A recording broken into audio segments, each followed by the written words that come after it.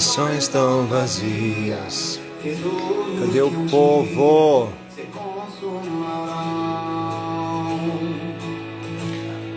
Galera, que saudade que eu tava.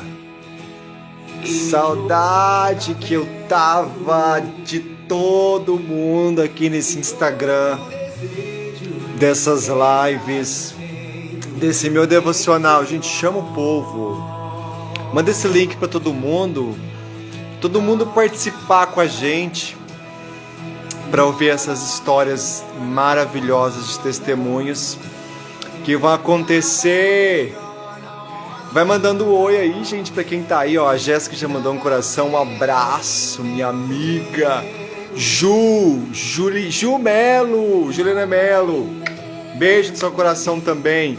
Gente, manda esse link pra todo mundo, porque daqui a pouco a gente vai chamar um casal abençoado, que são os primeiros convidados dessa edição da minha live, meu devocional de testemunhos.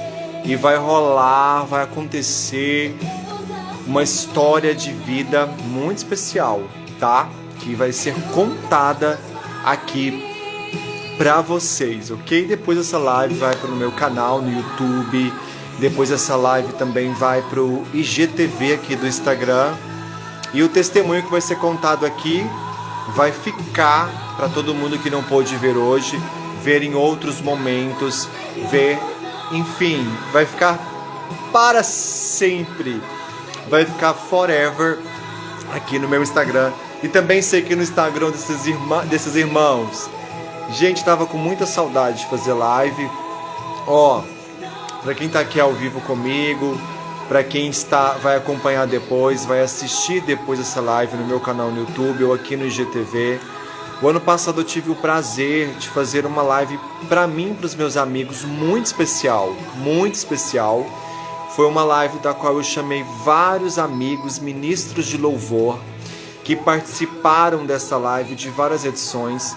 E em um momento de oração com Deus, o Senhor me deu este nome, meu devocional, que era um devocional que eu faço todos os dias de manhã. Todos nós fazemos devocionais todos os dias de manhã com o Senhor. E aí surgiu a live Meu Devocional, e por ela o ano passado passaram vários amigos que ministraram louvores, e eu tenho comigo vários testemunhos, tanto dos irmãos que participaram fazendo o louvor na live. Eu tenho vários testemunhos dessa live, e os irmãos que assistiram também tem vários testemunhos. Então foi algo que abençoou a vida de todo mundo, e muitos irmãos puderam acompanhar toda a maioria, né? Alguns acompanharam todas as edições, muitos acompanharam quase todas, e enfim, depois foram ver também no meu canal, foram ver no GTV, e foram muitos testemunhos legais que aconteceram, tá? E esse ano eu já estava com saudade, pensando, Senhor, como é que eu vou fazer? O que eu posso fazer de diferente nesse momento? Que surgiu novamente esse pico enorme, né, do coronavírus. E essa transmissão, a taxa de transmissão só aumentando. E eu pensei, Senhor, o que eu posso fazer de diferente para edificar minha vida? Edificar a vida de outras pessoas. E surge no meu coração, nenhum dos meus momentos de devocional, surge testemunhos. O Senhor fala, live de testemunhos, convida os seus amigos, os irmãos que você conhece, aquelas pessoas que o Senhor colocar no seu coração, convida elas para contar as suas histórias de vida. E por aqui vão passar muitas pessoas, eu creio, que vão contar as suas histórias de vidas, as suas superações, aquilo que só o Senhor pode fazer e ninguém mais e nada mais pode fazer. Então nós vamos começar essa live, eu não vou enrolar muito, porque não vai ter ministração de louvor, vai ser só as histórias de vida que nós cristãos falamos que são testemunhos, e daqui a pouquinho eu já vou chamar o casal que vai participar dessa live comigo, que vai ser algo muito especial, tá bom? Gente, manda esse link para todo mundo, compartilha esse link com todo mundo aí, que eu tenho certeza que esse testemunho que vai ser contado hoje, vai edificar muitas vidas, tá bom? certo? Tava com muita saudade de fazer live, mas a gente tem que fazer aquilo que o Senhor nos direciona. Fazer por fazer, pessoal, todo mundo faz, né? Muita gente, na verdade, faz. Agora nós devemos fazer algo que o Senhor nos direciona para tal, algo direcionado. Então surge o direcionamento de fazer, então, essa live de testemunhos. Beleza, gente? Ó, eu já quero convidar esse casal que vai participar dessa primeira edição dessa live comigo. O Elton é um amigo que eu conheço há muitos anos. Eu não sei nem dizer quantos anos eu conheço o Elton, mas já tem uma década mais ou menos que eu conheço o Elton. Desde quando ele chegou aqui em Catalão, eu já era dos jovens, continuo sendo até hoje. E ele também, um obreiro, um jovem sempre muito trabalhador na obra de Deus. E a gente fez amizade justamente por trabalharmos juntos na obra de Deus aqui na nossa igreja, na AD Catalão. E a Cristi, conheço há pouco tempo, que é a esposa dele. O Elton casou acho que em 2019, 2020, 2019, não sei, ele vai contar aqui a história deles. E aí eu fiz também um vínculo com a esposa dele, a Cristi, e ela vai estar contando um pouquinho da história dela de vida, que é que Deus faz é lindo. Vocês vão ver a história aqui, irmãos, vocês vão ver o que Deus vai falar. Shirley, fica até o final. Fica até o final, porque você também faz parte dessa história, até porque você conhece o Elton também há muitos anos, como eu, né? Pessoal, e é isso aí. Elton, Cristi, cadê vocês? Essa live agora é toda de vocês. Pode me chamar aí, que eu estou ansioso para falar com vocês. Que bênção! Que bênção! Que maravilha! A gente vai entrar direto do Instagram da Cristi. Gente, vocês estão me ouvindo bem? Como é que tá aí para vocês? Tá chegando bem a minha voz para todo mundo? Gente, eles entraram, eles invadiram, galera! Pessoal, eles são, diferente de mim, eles são mais contidos, eles são pessoas mais sistemáticas. Então, vocês perceberam que eu não estou nem fazendo muita brincadeira, porque geralmente a gente começa com umas brincadeiras, mas o Elton e a Cris são aquele estilo mais tradicional, viu? Então eu tô pegando mais leve hoje porque eles são mais sistemáticos. Ó, já dá para ver já dá para ver a postura deles, né? Brincadeira, gente, que prazer ter vocês aqui Paz, hoje. Senhor. A gente que agradece, né, pelo convite. É um prazer, uma grande honra poder estar aqui, né? Ô, Para João, mim também. você falando aí, né, do tempo que a gente conhece, nem pode falar o tempo exato, mas é aproximadamente uma década, né? E eu acredito que fizemos muitas coisas boas juntos na igreja. Já tem mais de uma, não tem mais de uma década, não, El? Tem mais de uma, né? Eram quase crianças. Éramos crianças, na verdade, né? Quando a gente se conheceu. Mas é um prazer. Verdade. É um prazer, uma alegria ter a oportunidade de estar falando com você, falando com as pessoas que estão nos acompanhando aí. Eu acredito que várias delas já nos conhecem, me conhecem. E as que não conhecem, é uma alegria ter essa oportunidade de estar falando aqui. Tá? Agradecer você pelo convite de estar aqui. Como eu te disse, eu tenho várias experiências com Deus, vários testemunhos para contar. Mas hoje a Cris, a minha esposa, vai contar parte. Eu acredito que nem é possível expor todo o testemunho dela aqui. São vários também, mas esse específico é muito forte, né? E parabenizar você por esse trabalho. Tem sido um canal de bênção a você e essa forma de você conduzir, o devocional dos louvores, com certeza impactou muitas vidas, como você já falou, teve muito resultado, já tem experiências para contar através desse trabalho e essa série de testemunhos vai ser muito forte também. Falar de algo dos outros, de testemunho dos outros, experiência, isso é bom, eu também falo, eu gosto de falar, mas falar da experiência própria, como ela vai falar, isso é forte, é muito forte. E o nosso pedido, a nossa oração, eu pedi a Deus hoje, né, que através desse momento aqui, Deus pudesse falar com vidas, transformar vidas, e eu tenho certeza que isso vai acontecer. para as pessoas que estão ouvindo e pessoas que vão assistir depois também, né? Que estão assistindo e vão assistir depois. Eu tenho certeza que vai ter resultados maravilhosos. É isso que nós esperamos e é isso que nós acreditamos, tá? Eu agradeço pelo convite. Eu estou aqui acompanhando ela, mas como eu te disse, hoje a prioridade vai ser o testemunho dela, a participação dela, tá? Eu agradeço e vou deixar com vocês, tá? Vou estar aqui perto. Talvez eu fale em algum momento aqui, mas como já de antemão, a prioridade hoje é o testemunho dela, como você já havia concordado também. Em outra oportunidade, a gente pode compartilhar algumas experiências pessoais também, tá? Ótimo, Eltinho. Eu falo Cris ou eu falo Cristi? Como você quiser, João. A maioria não consegue falar o nome do jeito certo. Não fica Cris, Cristi, Christian. Não importa muito, não. Eu atendo. Amém. Os irmãos que estão aqui, mandam um oi pra gente aí. Vamos mandar um abraço para eles, Eltinho e Cristi, pra gente ver quem tá participando aqui com a gente. Todo mundo vai aí dos comentários aí, mandando oi. A gente quer mandar um super abraço para quem tá aí. A Pri, mandou a mãozinha. A Pri fica até o fim. Olha no meu celular porque eu não enxergo. Legal, algumas pessoas que eu convidei tá presente aqui, eu enviei, quero agradecer a participação deles. Estou vendo aqui que a Michelle está presente, a Érica, minha irmã, está presente aqui, assistindo. A Karine está presente, mãe Karine. Tem várias pessoas entrando aqui, deixando o seu comentário. Maravilha, quero agradecer essas pessoas, né?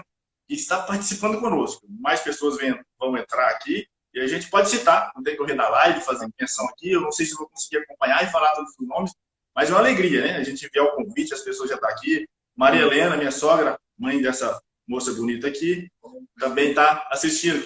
É isso, Bruno. Esse aí é legal. Amém, gente, maravilha. A participação dessas pessoas aí, que enviamos o convite agora, né? Assim que abriu a live aqui, já entrou, já está participando aí. E vão pedir, né? Essas pessoas que estão aí, que quer ser também um canal de bênção para outras pessoas, através do testemunho, através desse devocional aqui, e encaminhe, né? As pessoas que foram convidadas agora convide outras pessoas e vamos reunir mais pessoas aqui e ser instrumentos de Deus para a vida dessas pessoas. É para isso que estamos aqui. Exatamente, Eltinho. Vai acompanhando aí. Se alguém falar mais alguma coisa, você pode estar falando com a gente. Cris, como... Amém. Eu te conheci através do Elton na Igreja da Vila União. Isso. Ou foi com o Elton? Estou tentando buscar aqui como foi que eu conheci a irmã. Mas eu acredito que eu já conheci a irmã lá da Vila União, porque a Vila União é a minha segunda igreja depois da sede. Já fui várias vezes lá. Quando a época do pastor que dirige hoje o Paineiras, me ajuda a lembrar. Como que eu... Jefferson. Isso, quando ele era Jefferson, quando ele era de jovem lá, ele já me chamou, ajudei no louvor já alguma vez, depois veio o Paulinho, eu também ajudei. E o José Vini e a Regiane, eu tenho história com eles, porque quando eu tinha 17 anos, eu tive na sede pela primeira vez, e eu fui para a Assembleia de Deus por conta de um louvor que a pastora Regiane cantou junto com os jovens da sede, e eu carrego esse testemunho depois de tantos anos. Então, eu sou fruto de um momento de adoração da Regiane, o coral na época de jovens da sede. Né? Então, foi por esse momento que eu fui para a Assembleia de Deus. Eu não sou assembleano de berço, viemos de outra denominação, mas aí tem toda uma história por conta de um louvor da Rose que eu fui parar na Assembleia de Deus. E quem me acompanha sabe dessa história, desse testemunho. Eles são os queridos, né? Eu falo assim, ao final do meu testemunho, eu vou falar realmente como o pastor Zé Benito foi, assim, crucial, né? Ele fez parte, assim, da minha conversão.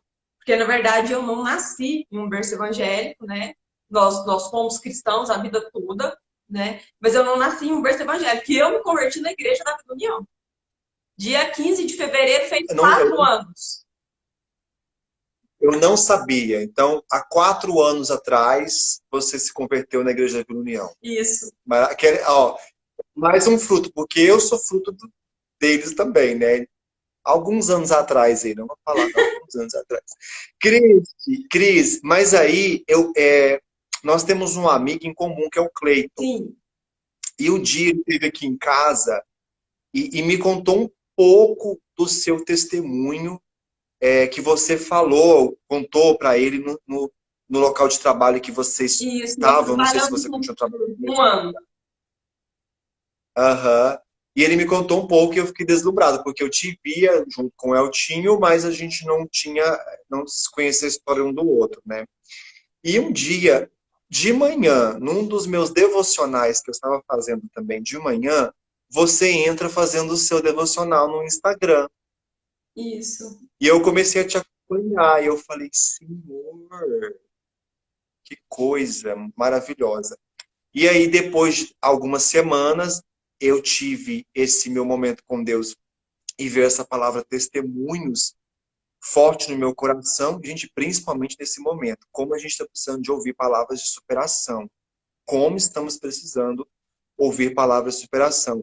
E nada mais vinha na minha cabeça a não ser você e o Elton, seu esposo. Vocês dois. Amém. Glória a Deus E por aí, isso. para a glória de Deus, nós estamos fazendo essa edição com vocês dois. Meus irmãos, então eu vou deixar a Cris invadir, tomar conta e deixar aquilo, ela fazer e falar aquilo que ela quiser. Não vou te cortar, irmã, porque os meus amigos falam, João, para de falar um pouquinho, porque se você estiver falando e eu entrar, corta o seu áudio, né? Porque a transmissão só escuta ou eu ou vocês. Eu vou deixar você, irmã, à vontade, e o Elton também, daquilo que vocês dois quiserem, na dinâmica, como o pastor Neto fala lá na sede, na dinâmica do Espírito de Deus, né? Na dinâmica do Espírito Santo. É lindo isso, não é? Na dinâmica do Espírito Santo. Eu peguei essa palavra para mim. Então, minha irmã, fica à vontade. Amém. Então, João, eu acho que até nos dias que você me viu, foi logo após a semana que teve a prova do Enem. E a redação da prova do Enem, ela veio abordando com relação a transtornos, né? Transtornos psicológicos e todo o estigma que se carrega ao redor disso.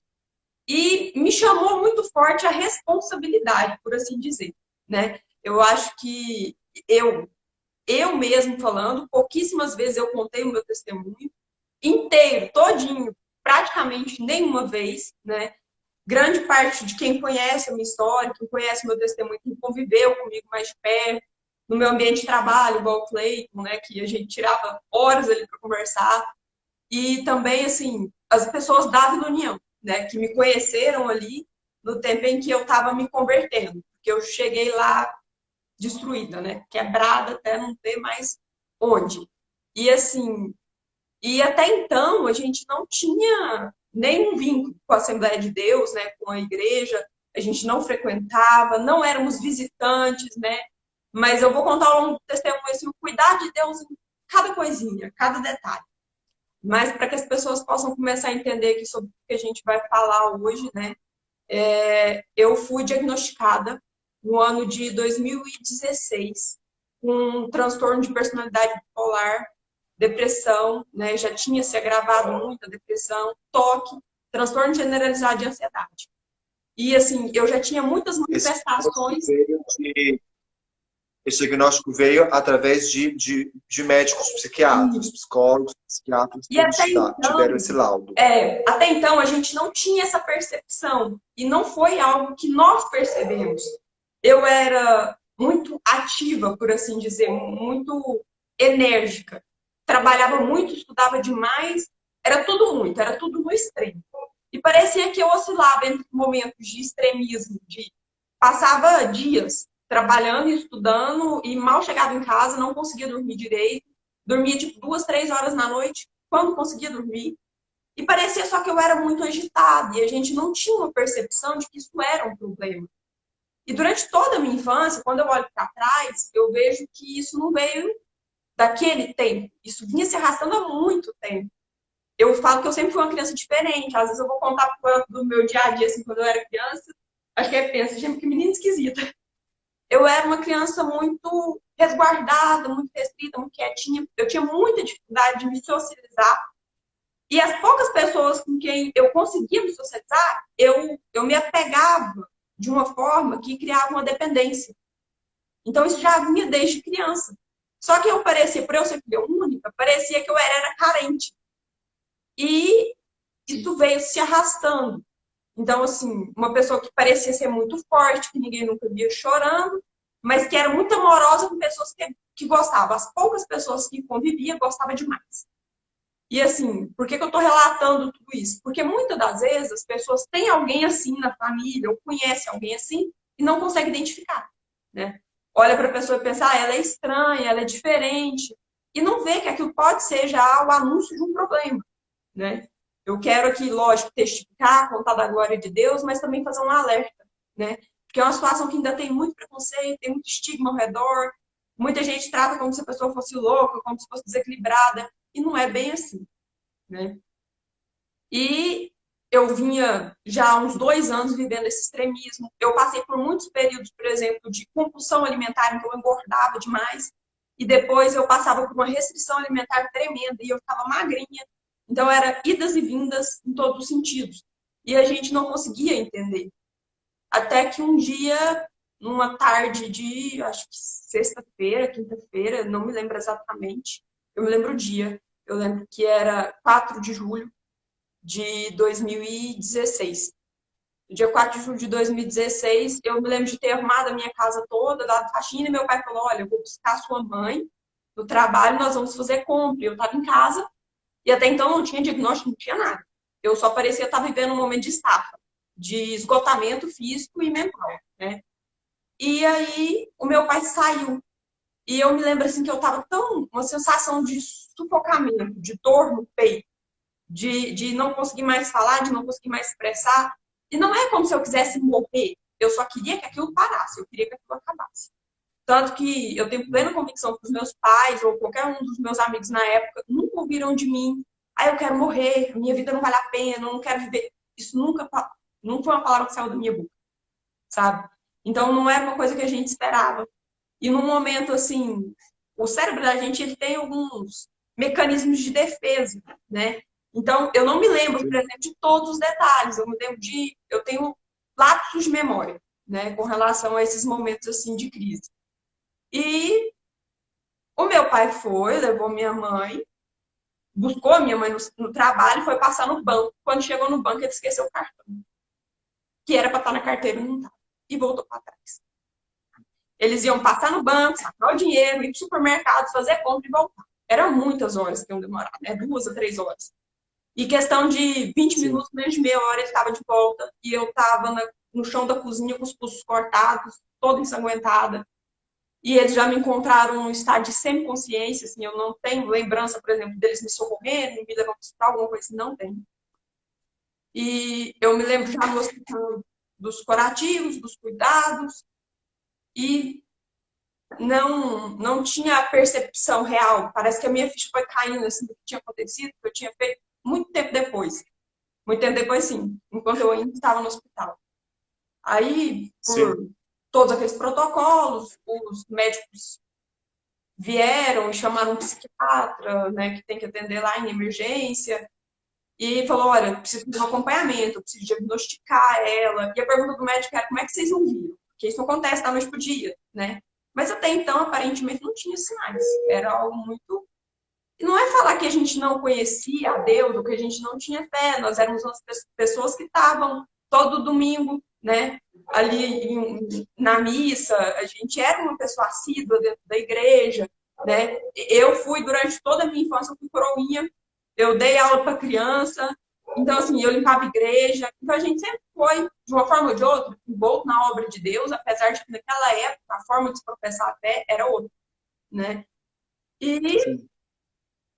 começou a luta, né? Nas 2 semanas seguintes, eu tinha consultas periódicas com um psiquiatra e uma psicóloga, né? E aí veio a batalha, porque eu fui de uma pessoa que não tomava nada para uma pessoa que tomava 6 tipos de medicamentos diferentes e 13 comprimidos por dia. Então, a minha vida era de remédio. O primeiro mês, eles praticamente te mantêm dopada, né? Você não tem muita consciência, você não percebe muito as coisas, até realmente eles conseguirem fechar um diagnóstico.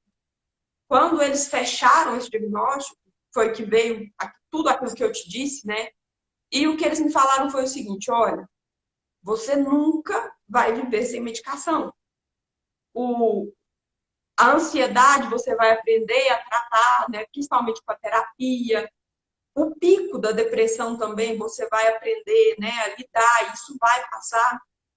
Mas a questão da bipolaridade é uma química diferente no cérebro da pessoa. Então, a pessoa já nasce geneticamente programada diferente, em algum momento da vida isso se desencadeia. Pode ser que nunca venha se Cris, desencadear? Pode. no seu caso, esses laudos foram vindo um atrás do outro? Por exemplo, você falou de 3 tipos de perfis psicossomáticos, psiquiátricos aí. Você foi descobrindo isso ou chegou um momento que um profissional da saúde te disse que você tem bipolaridade, você tem isso, aquilo, outro? Como que foi esse percurso? Algumas coisas, o percurso, na verdade, assim, o laudo não é só o psiquiatra que chega nele, né? É o psiquiatra e o psicólogo, né? O psiquiatra avalia, conversa com a família, tenta entender melhor como é que está funcionando aquilo que o paciente mesmo não conta, né? E o psicólogo se comunica com o psiquiatra para informar, olha, nessa sessão eu entendi isso, nessa sessão eu entendi aquilo, até fechar um laudo. Quando fecha o laudo é que realmente vem aí os diagnósticos, né? Eu não passei só por um psiquiatra, eu passei por 2 aqui em Catalão. E, assim, complicado. É muito complicado. A falta de tato, principalmente com a família. É muito desumano você chegar e falar, olha, não tem conserto, tá? Não tem jeito. Vai ser assim o resto da vida. Imagino. Entendeu? Não vai ter o que fazer. E aí veio toda essa questão de medicação e os laudos. E na época eu fazia faculdade e a faculdade não aceita afastamento por CID de transtornos psiquiátricos. Então, eu não parava em pé sozinha. Eu não conseguia ir para a faculdade. Eu tinha crise de ansiedade, que me dava falta de ar, e eu ficava presa dentro do banheiro da faculdade. E aí uma colega, a Kelly, que estudava comigo, ligava, pegava meu telefone, ligava para meu pai ia me buscar. E eu tive 0 apoio da faculdade. É incrível como um lugar onde se ensina tanta coisa, não se ensina o cuidado com o próximo, o amor, né, o zelo por aqueles que estão ali dentro da instituição. Porque se você não vai ter solidariedade, se você não vai ser capaz de sentir a dor daquele ali, entende? Não é tipo assim, ela não quer vir à aula. Não, toda vez que ela vem, ela passa mal e vai embora. O que adianta ficar ali, né? Mas eu não consegui, nem consegui o tratamento especial, que era aquele que a gente vai só para fazer trabalho e prova. Não consegui nada da faculdade. E aí, realmente, então, isso me fez me cobrar ainda mais. Eu precisava dar conta da faculdade, porque eu era bolsista, eu não podia perder minha bolsa. Então, assim, a gente vai arrastando. A responsabilidade de retribuir o dinheiro que a gente recebe do governo, né? O compromisso, eu entendo perfeitamente essa responsabilidade que vem sobre o bolsista. É algo que você sente muito forte, assim. E isso foi no primeiro momento, né? Depois disso, depois de um mês mais ou menos, eu fazia as terapias, tomando medicação. E aí eu tive muitos efeitos rebote da medicação, porque uma medicação ataca a outra, né? A medicação para depressão é uma, os estabilizadores, que é para bipolaridade, é outra. E os estabilizadores, eles são medicações que precisam já vir com uma medicação para evitar tentativas de suicídio. Porque ele automaticamente já instiga a pessoa. Se ela tiver uma baixa de equilíbrio, né, no lítio ali, ela tem uma tendência maior a tentar suicídio. Então, assim, a própria medicação é bem complicado de fazer dar certo, né? E os médicos tentaram várias combinações diferentes. No começo, eu dormia com um comprimido de Rivotril. Depois, 3 já não fazia dormir mais. Entendeu? E eu passava... 3, Cris. 3. É o máximo de dose que eu podia tomar, porque era aquele 2 miligramas. Então, assim, é o mais pesado. E já não dormia mais também, porque os outros medicamentos tiravam o efeito dele. E isso foi se arrastando. E eu voltei ao trabalho, tentando conciliar com a faculdade, e tive. Aí deu gastrite, deu úlcera por causa da medicação. Eu tinha crise de enxaqueca, que eu tinha que ir para o hospital tomar remédio, ficava lá tomando remédio no soro e depois ia para casa. Eu tinha falta de ar, dor no peito, palpitação. Eu tomei uma medicação que foi colocada de uma forma errada, por assim dizer, não poderia ter sido combinada com os medicamentos que eu tomava, que me fez desenvolver um distúrbio cardíaco. Então, assim, e foi quando eu fui procurar o médico, e o médico falou para mim: olha, mas você precisa tomar, não tem o que fazer. E aí eu optei por trocar de médico, claro. E nós trocamos de médico, tentamos tudo que podia ser feito. Fazia terapia 2 vezes por semana, mas não tinha solução, né? Até que chegou um período assim, porque a bipolaridade, ela tem isso. Você pode ficar muito instável ou você ficar estabilizado por muito tempo em um polo e depois inverter para outro polo.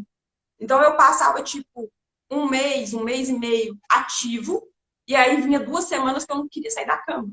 Eu andava arrastando uma cobertinha do sofá para a cama, da cama para o sofá. E era, você não queria fazer nada. Você não quer comer, você não quer dormir, você fica deitado, mas você não dorme. Você não tem fome.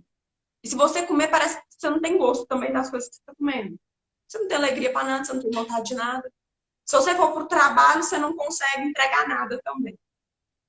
Então, assim, e muita gente pensa que é frescura. Eu imagino que seria uma ausência.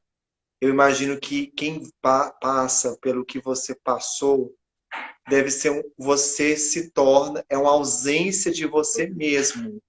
Você já não existe mais. É isso, não é, Cris? É isso. Você já não existe mais.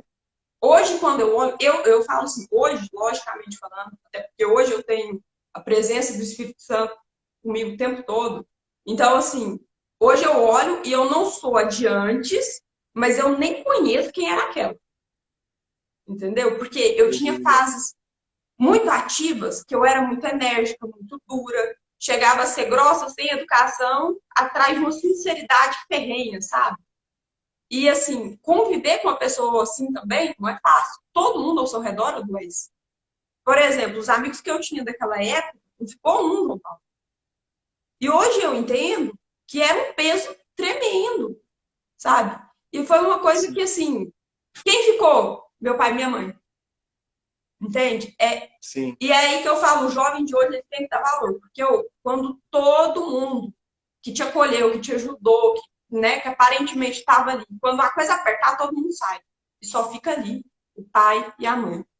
Pelo menos 98% das vezes vai ser assim, né? Uhum. E, assim, eles viveram um terror, um verdadeiro terror. Porque lá em casa, na casa da minha mãe, se você chegasse, a chapa, o secador, as facas, tudo que era curto, assim, pequeno, e tinha fio, as mangueirinhas de chuveiro, eles arrancaram tudo, colocaram dentro do quarto e trancaram. Porque os médicos também aterrorizaram eles. Eles não tinham a noção de o que eu vou fazer, né? O que eu posso fazer, o que ela pode usar para se machucar, para se fazer mal. Mas, aparentemente, eu ia me recuperar muito rápido. 3, 4 meses depois, eu estava trabalhando a todo vapor. E aí, aparentemente, a gente se tranquilizou, por assim dizer. Porque eu estava num ritmo frenético. Eu trabalhava no escritório, nós pegamos um trabalho. Eu trabalhava sábado, domingo, feriado. Nós estávamos trabalhando com eleições, então tem toda a prestação de conta, processo eleitoral, tudo. Então, nós trabalhávamos sábado, domingo, feriado, trabalhava até 4 horas da manhã e acordava 6 horas. E aparentemente eu estava bem, né? E quando foi na semana do carnaval do ano de 2017, veio a segunda tentativa de suicídio. E eu tinha tido uma consulta um dia antes do feriado de carnaval. Isso. Gente, o intervalo que foi entre o primeiro e agora e a segunda situação que você viveu. Quanto tempo foi? Cerca de 6 meses. 6 meses e meio, 7. Um foi em julho e o outro foi em fevereiro. E aí eu tinha tido uma consulta, porque minha consulta estava marcada para poucos dias antes. Nos primeiros meses de medicamento, eu tinha consultas mensais. E depois a cada 3 meses. Então eu ia no médico e o médico me passava a receita para 3 meses de medicação. Porque eu só voltaria lá daí 3 meses.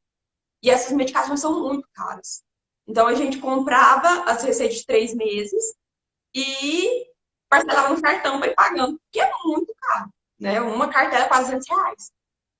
E aí eu me lembro de uma agonia, de uma aflição, de alguma coisa que não estava certa. Eu tento descrever o sentimento, mas eu vou te falar que eu acho que não existe palavras para você colocar aquilo ali em palavras, entendeu? Eu tinha entregado o meu trabalho no tempo, eu faxinei o escritório que eu trabalhava todinho, e na parte de cima tinha um lugar, como muitas das vezes a gente trabalhava até 4 horas da manhã, a gente não ia embora para casa, ficava lá. Você não vai sair 4 horas da manhã na rua, né? E aí eu lembro que eu cheguei na parte de cima, tinha limpado tudo, conversei com a minha mãe, conversei com meu pai, tinha mandado mensagem, mas tinha alguma coisa errada. Era uma dor espiritual, emocional tão grande que ela se torna física. Eu me lembro de ter febres de 40 graus e eu não tinha nada. E assim, uma dor física que eu só me lembro de sentir algo parecido quando eu tive dengue. Então, eu lembro daquela dor, daquela agonia. Eu tenho vagas lembranças dessa noite. Eu tirei toda a medicação das cartelas e bebi tudo. E era 300 comprimidos, praticamente. E Meu Deus. foi tudo. Eu era muito bem Cris, orientada. você disse que eram 6 medicações e 3 tipos de comprimido, né? Não, eram Que você 6 tipos de medicamento e 13 comprimidos ao dia. 13. Isso. 13. Eu Agora tomava, eu tô entendendo a dimensão. eu tomava calmante, eu tomava medicação para bipolaridade, eu tomava estabilizador de humor e remédio para toque, para transtorno de ansiedade. Então, é muita medicação. E alguns que não eram parte disso, mas era só para tentar criar um equilíbrio entre os outros, importantes, né? E eu tomei tudo. E eu era muito bem orientada no sentido de, se uma pessoa tomar, por exemplo, 5 carbolíticos, ela morre. Isso foi uma das primeiras coisas que o psiquiatra me falou. Você precisa ter muito cuidado com essas medicações. Se você estiver se sentindo mal, você não vai tomar mais pensando que isso vai fazer você se sentir bem. O máximo que vai acontecer é você ter uma overdose de medicação e morrer. Então, na minha cabeça, naquele momento, eu não vou ficar sofrendo e eu não vou trazer sofrimento para os meus pais, por exemplo, de ter que lidar com uma pessoa problemática ali com eles, né? Porque não tem como sobreviver. Não tem como. Não tinha lógica eu conseguir sair viva. Só que quando eu estava no escritório, sempre que eu estava lá e alguém ligava, sabendo que eu estava lá, se eu não atendesse, ele se preocupava. E cerca de 1 hora depois que eu tinha tomado essa medicação, e eu lembro assim, poucos minutos depois eu já olhei no relógio e eu já não conseguia enxergar direito. Eu lembro de escutar o telefone tocando. E eu tinha levado o telefone para perto. Eu atendi o telefone. Só que eu não tinha percepção do tempo. E na minha cabeça eu estava falando perfeitamente bem. Só que quem atendeu o telefone sabia que tinha uma coisa errada. E chegou lá no escritório. E aí o pessoal que estava no andar de baixo correu para acudir e já tinha cerca de 2 horas que eu tinha tomado a medicação. 2 horas. 2 horas. Cerca de 300 comprimidos. Então, assim, só que aí que vem o diferencial, porque assim, teve toda a parte do socorro, eu falo que Deus levantou, foram anjos, sabe? Através deles ali, eles foram anjos para me ajudar. Hoje não fazem mais parte da minha convivência, mas eu vou ter eternamente essa gratidão. E eu sei que eles foram instrumentos na mão de Deus, sabe? Para me acudir, para me socorrer, chamaram o SAMU. Quando eles tentaram me socorrer, segundo o que me foi contado, eu voltei à consciência, assim, no sentido de fato, eu não queria socorro.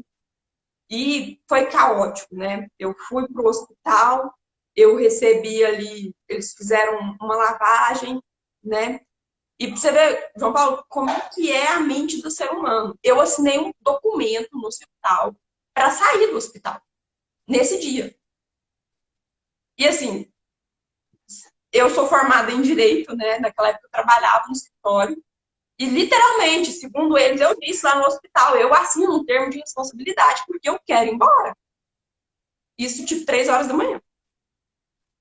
E eu consegui ir embora. De manhã, obviamente, eu já estava no hospital, né? E completamente, segundo a minha mãe, assim, a minha boca estava azul, a minha língua estava azul, os meus dedos, e eu era gelada. E minha mãe falou, ela falou pro meu pai, nós vamos perder ela, não tem o que fazer. E foram 5 dias sem consciência. 5 dias completamente inerte ali. E o médico dizia, eu não sei se ela vai acordar, como ela vai acordar, né? E pela quantidade de medicação, pode ser que ela fique o resto da vida numa cama. Pode ser que ela fique, né? Se torne um vegetal. E eu me lembro do momento que eu acordei. Eu acordei, meu pai estava dormindo em outra cama, né? Porque eles dividem as camas, né? Meu pai estava dormindo do meu lado. E eu me lembro de chorar e pensar, não deu certo, vai continuar tudo do jeito que é.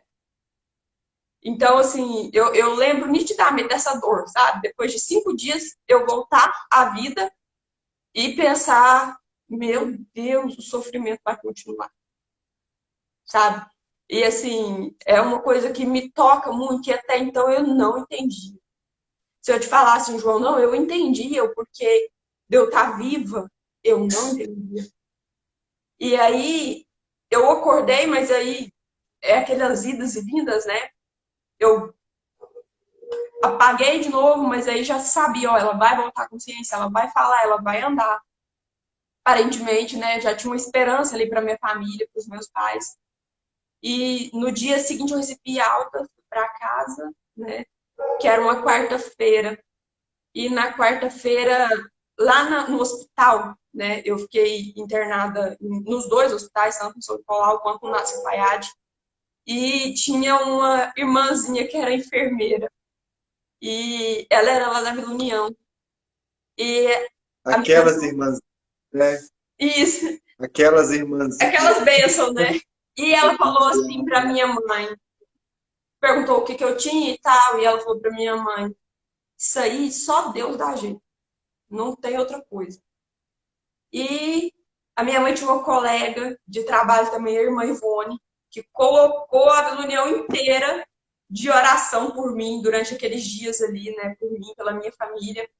E a minha mãe falou, não, a gente vai lá em gratidão, né? Agradecer pela sua vida. E eu lembro que a minha mãe me ajudou a tomar banho, me vestiu, penteou o meu cabelo. Eu tinha um cabelo, acho que quando você me conheceu, eu ainda tinha um cabelo curto, né? Eu tinha um cabelo muito grande antes da depressão e era muito cabelo. E pela depressão e pela medicação eu tive alopécia, então caiu, ficou aquelas bolinhas falhadas no cabelo. E eu fui, cortei ele assim para tentar salvar alguma coisa. E a minha mãe fez um coquinho no meu cabelo, depois grampeou, eu cheguei bem evangélica mesmo na igreja, sabe? Bem crente, né? E eu tava com vestido verde também, no dia eu tava com vestido verde. Eu lembro de poucas coisas do culto, porque não é uma época que eu me lembro muito bem. E quando eu acordei, eu não enxergava direito, eu tinha... Não era bem vultos, a minha visão era borrada, toda borrada. E o médico também não sabia se era, né, se era uma sequela definitiva ou se seria uma sequela aí temporária, né? E graças a Deus foi uma sequela temporária. Cerca de uns 8 meses depois, eu tinha tido perda de reflexo, então eu não enxergava nada assim. E cerca de 8 meses depois, estava todo bem de novo, né? Minha visão tinha sido totalmente recuperada. Eu tive queimadura no esôfago e no estômago. A medicação queimou tudo. Então, beber uma água para mim era uma dor. Então, veio as consequências do ato, né, da tentativa de suicídio. E eu me lembro de chegar e naquele dia quem ia pregar no culto era o evangelista Ângelo, né, que foi líder de jovens aí, e líder da Uma Decac, é meu padrinho de casamento. Amo. É um pai. Amo ele. Foi um pai para mim. Quando eu cheguei lá, ele era líder de jovens. E ele estava pregando naquele dia. E quando eu cheguei, eu não conseguia ficar muito tempo em pé. E da hora da mensagem, porque então centro levanta, né? Centro levanta, na hora da mensagem eu não conseguia ficar em pé mais, mesmo com o meu anjo ajudando, eu estava sentada. E eu me lembro de chorar, assim, porque o texto era em Mateus e começava: vinde a mim todos os que estão cansados e sobrecarregados, e eu vos aliviarei. Aprendei de mim que sou manso e humilde de coração. E eu não sei o que tomou conta de mim, mas eu chorei, assim, e parecia que saía de mim um peso que eu não sabia o que era. E me veio uma memória daquela noite. Na noite da tentativa de suicídio, eu escrevi umas coisas para os meus pais, porque eu queria muito que eles não sentissem a culpa, sabe? Que eles não ficassem culpados, se martirizando por aquilo. Até porque eles já vinham sofrendo muito. E eu me lembro de depois de tomar, eu me lembrei de depois de tomar toda a medicação, virar para o canto e falar para Deus: Senhor, me perdoa, mas o Senhor sabe que eu não suporto mais. E aqui não está sofrendo só eu, está sofrendo a minha família, todo mundo ao meu redor. Você chega no estágio da doença, todo mundo adoece junto com você. Não é só você que está doente mais. Ninguém tem um minuto de paz, ninguém tem um minuto de sossego. Se te liga, o telefone, você não atende. Minha mãe, se ela me ligasse, o telefone tocasse e eu não atendesse, minha mãe passava mal. Então, assim, já tinha chegado nesse estágio. E eu me lembro de pedir perdão para Deus e falar: Senhor, o Senhor sabe que eu fiz tudo. Eu fiz o tratamento, eu tomei a medicação, eu fiz a terapia e não resolve, eu não suporto mais. Se é para viver assim, eu não vou viver mais. E assim, eu me lembro que era como se eu dissesse para Deus naquele momento: eu não dou conta mais, eu não suporto mais. E eu creio, João, em nome de Jesus eu te falo, eu creio. Naquele dia Deus falou assim: era o que faltava. Porque agora não é você, mas sou eu que vou fazer. E foi assim, e lá na igreja foi que eu tive lembrança, porque eu não tinha memória daquela noite. E eu me lembrei de eu virando pro canto e falando com Deus. E o Ângelo pregando, o pastor Zeveni levantou e pediu o microfone e falou: a moça de vestido verde, quando você entrou na igreja, e o pastor Zeveni estava chorando o tempo inteiro, e eu, leiga de tudo, olhava assim, custava enxergar, mas escutava o choro dele. E eu pensava: gente, o que esse homem está chorando em cima do púlpito? Né? Esse era o meu pensamento. E ele levantou chorando e disse: quando você entrou, um homem de branco segurava pela sua mão. E assim, eu falo, eu acredito fielmente, que desde aquele momento que eu gritei pelo socorro de Deus, ele estava ali segurando a minha mão, me ajudando, me sustentando, lançando por terra aquele laço de morte. E foi tão tremendo, e naquele dia, eu, meu pai e a minha mãe aceitamos Jesus. Né? Nós reconhecemos ele como nosso único suficiente Salvador. E nós fomos lá para frente, e eu me lembro que naquele dia, o mover de Deus na igreja foi tremendo, foi tão grande, que o Rafael, filho do Ângelo, teve que carregar ele para fora para ir embora, porque o Ângelo não conseguia ficar em pé. Tamanho o poder, o mover de Deus e a graça que cobriu a igreja naquela noite. Só que, obviamente falando, não é como um estalar de dedos, não foi. Seria lindo se eu falasse só a partir daquele dia, eu cheguei lá e nunca mais aconteceu nada. Até porque eu não tinha experiências com Deus ainda, né? Eu não conhecia a Deus face a face, né? Eu tinha uma experiência de saber que eu fui livrada da morte e que tinha um homem ao meu lado quando eu entrei na igreja, né? Literalmente, um anjo do Senhor ali. Mas eu precisava desenvolver a minha fé, né? Eu precisava exercitar a minha fé. E aí eu estava nos períodos que, durante aquela semana, a psiquiatra chamou meu pai. Minha mãe já não suportava mais, ela nem conseguia lidar mais com isso. E foi quando a psiquiatra me falou: olha, eu vou te fazer uma recomendação, porque agora, mais do que nunca, a gente precisa te desintoxicar dessa medicação toda. E como em casa é muito difícil garantir a sua segurança, o seu bem-estar, eu vou te recomendar uma internação psiquiátrica, né? E assim, isso foi no dia seguinte, eu fui na igreja na quarta, foi na quinta. eu vou te recomendar a internação psiquiátrica. Me deu o folhetinho de 2 clínicas, né? E falou pra mim, falou, olha, não é que eu estou dizendo que você é louca, você não representa um perigo para outras pessoas, você representa um perigo para si mesma. Quando nós tirarmos a medicação, vai ficar pior. Então, é um lugar onde você vai ter a sua segurança garantida. Eu cogitei, eu até falei para minha mãe, eu não quero que vocês sofram mais com isso, eu não quero que vocês passem mais por isso. Então, vamos procurar saber como é que tem que fazer e tal. E aí era aquilo, né? Isso foi na quinta, e na sexta nós voltamos no culto. E aí no sábado eu voltei para o hospital e eu fiquei 2 meses indo e vindo de hospitais. Eu tive problemas de coagulação. Eles iam trocar meu soro, o sangue inchava da veia, sabe? Então, assim, eu tive muitos problemas.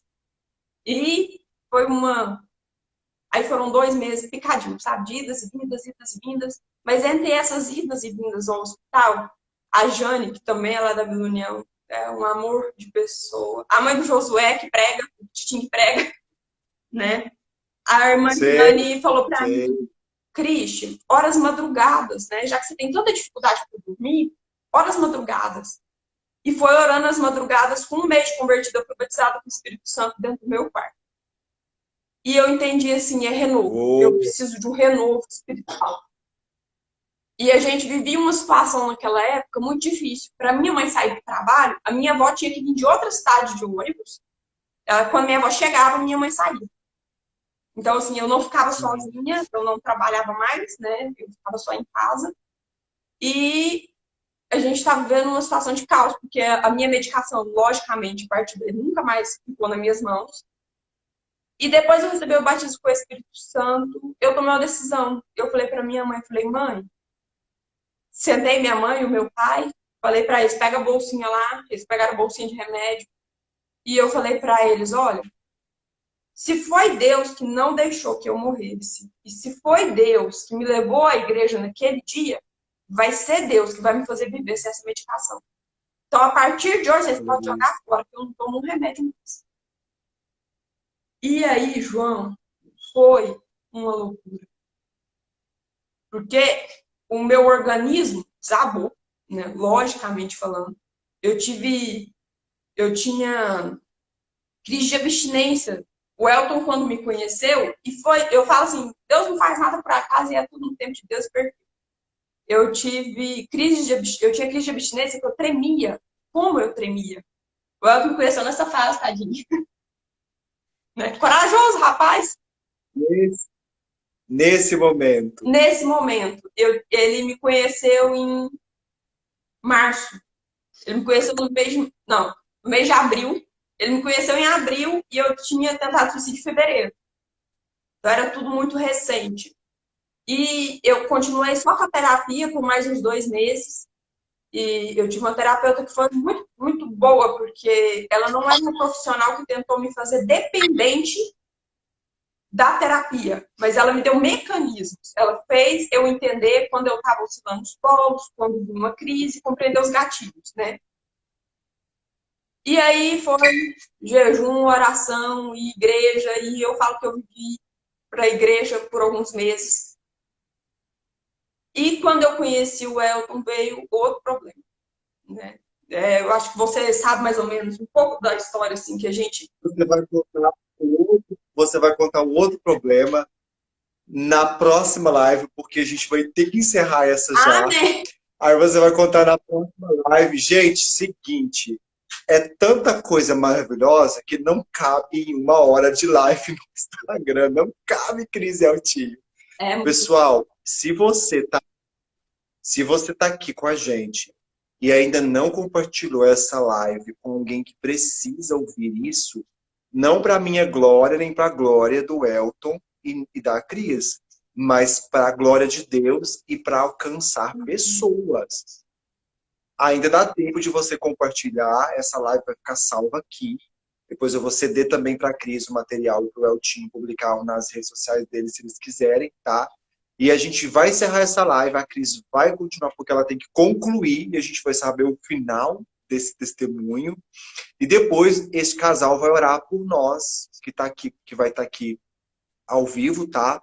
E eu vou encerrar e já vou começar outra live em minutinhos, viu, Cris? Vou encerrar essa e a gente entra, porque a bênção tá grande. Gente, pessoal, corre para outra live. Corre para outra live. Beijo, gente. Corre para outra live. Deus abençoe.